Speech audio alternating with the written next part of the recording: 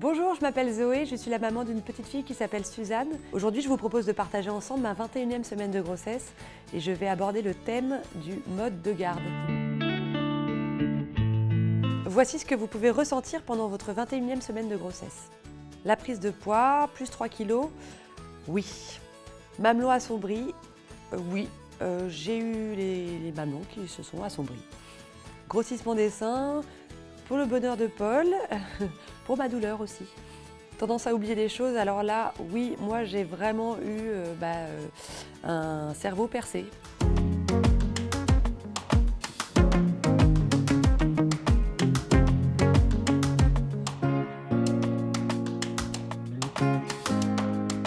Pensez à son mode de garde. Alors, il se trouve que moi, enceinte, j'étais quand même pas mal à l'ouest. Je me rendais pas du tout compte que ça allait être vraiment un sujet au moment de la naissance de ma fille. J'étais un peu à l'ouest, quoi. J'ai laissé Paul s'en occuper. Alors, il est vrai qu'on en avait discuté avec Paul, mon compagnon, et qu'on était tombé d'accord sur le mode de garde qu'on voulait choisir, c'est-à-dire la crèche municipale, la collectivité. On avait envie que notre enfant soit élevé avec plusieurs autres enfants et soit confronté à un truc un peu social. On ne voulait pas qu'il soit tout seul à la maison avec une assistante maternelle. De toute façon, nous n'avions pas les moyens. Donc, comme je vous disais, j'étais un peu à l'ouest et j'ai pas vraiment fait attention. Et Paul, heureusement, s'est chargé du dossier. Il est allé déposer le dossier en temps et en heure à la mairie. Il a tout fait bien comme il fallait. À la naissance de ma fille, j'ai réalisé que je n'étais pas faite pour être mère au foyer. Ça m'a confortée dans mon premier choix, c'est-à-dire le choix de la crèche. Il se trouve que malheureusement, nous n'avons pas eu de place en crèche au premier tour. Ça a été une vraie déception, ça a été une vraie surprise, surtout pour moi, parce que c'était mon premier enfant et je ne m'attendais pas à ce que ce soit le parcours du combattant pour obtenir ce mode de garde. Alors, j'ai prolongé mon congé maternité, j'ai eu la chance de pouvoir le faire, de rester un peu plus longtemps avec ma fille. Mais quand même, au bout d'un moment, j'ai dû reprendre mon travail et on a dû faire appel à des plans B, c'est-à-dire des babysitters, des copines qui ont bien voulu se dévouer gentiment pour mes premiers rendez-vous, passer 2-3 heures à la maison, garder ma fille. Et on a la chance, avec Paul, d'avoir nos mamans qui sont toutes les deux dans la même ville que nous et qui, elles, ont pris vraiment du temps pour nous aider et pour accommoder leurs emplois du temps aux nôtres parce que ça devenait vraiment critique. Avec Paul, on a été très bons élèves. On est allé à la mairie, on est allé faire les démarches à la crèche elle-même, on est allé déposer nos dossiers, on était avec notre petite Suzanne en porte-bébé, on la montrait, on est allé 1 fois, 2 fois, 3 fois à la crèche, montrer notre petite à la directrice qui était très polie et qui disait « Ouh, comme elle est jolie, comme elle est bien, oh, c'est très bien, elle évolue beaucoup, qu'est-ce qu'elle a grandi ?» On s'est débrouillé comme on a pu. Moi, comme je disais, j'ai prolongé mon congé parental. Mais il y a un moment, on ne s'en sortait plus. Moi, j'arrivais pas à jongler avec mes horaires de boulot.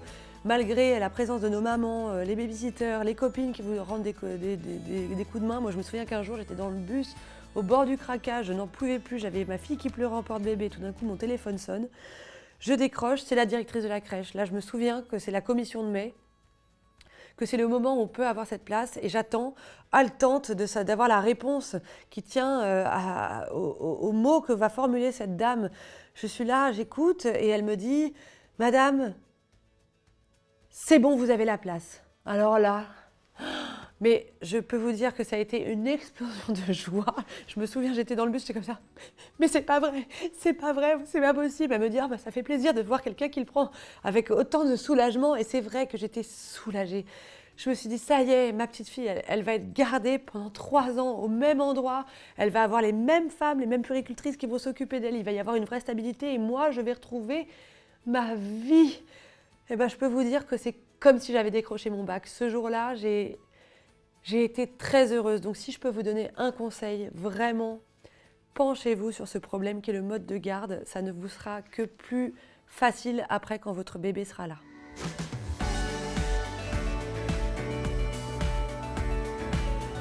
Alors, la ligne brune qui apparaît sous votre nombril n'est pas la seule partie du corps qui va devenir plus foncée. Il y a pendant la grossesse une montée de la mélanine, ce qui colore la peau en brun, dans toutes les parties du corps. C'est pour ça que vous verrez par exemple l'aréole des seins devenir plus brune aussi. Cela va mettre quelques temps après l'accouchement pour disparaître, mais je vous promets que vous ne resterez pas tatoué de lignes brunes toute votre vie.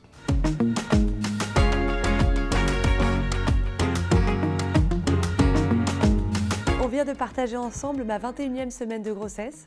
Est-ce que de votre côté, ça a été comme moi un parcours du combattant pour trouver un mode de garde ou est-ce que c'est une chose qui est assez aisée pour vous? N'hésitez pas à commenter, moi je me ferai un plaisir de lire votre expérience.